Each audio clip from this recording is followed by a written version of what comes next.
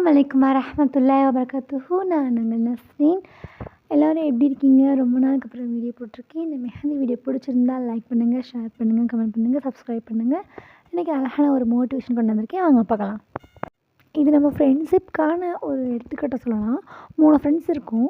2 friends வந்து ரொம்ப பெஸ்ட்டாக இருக்கும். ஒன்று வந்து நார்மல் ஃப்ரெண்டு அப்படின்னு வச்சு 3 கேங்காக இருக்கீங்க.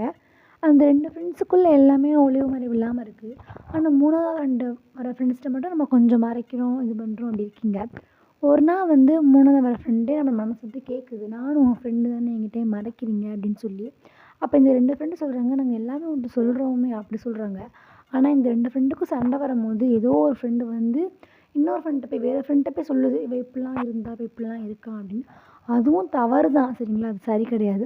அதுவே நம்மளோட இருந்த 3வது ஃப்ரெண்ட் இருக்கான்ல, அவள் வந்து நம்ம கூட சண்டை போட்டிருக்கையில இன்னொருத்தி வந்து உன் ஃப்ரெண்டு இப்படிப்பட்ட ஆள்னு ஏற்றும் போது கூட என் ஃப்ரெண்டை பற்றி எனக்கு தெரியும்னு சொல்கிறவ வந்து பெஸ்ட்டாக இருப்பா. ஆனால் முக்கியம் இல்லை, நம்ம எது நடந்தாலும் நம்மளை விட்டு பிரிஞ்சாலும் கூட நம்மளை பற்றி யார்கிட்டையுமே சொல்லாமல் அவன் மனசுலையும் வச்சுக்கிட்டு நம்மளை பற்றி யாராவது தப்பாக பேசினா கூட அவள் அப்படி கிடையாது அப்படின்னு சொல்கிறவ தான் உண்மையான ஃப்ரெண்ட். இந்த வீடியோ பிடிச்சிருந்தா லைக் பண்ணுங்கள், ஷேர் பண்ணுங்கள், கமெண்ட் பண்ணுங்கள், சப்ஸ்கிரைப் பண்ணுங்கள்.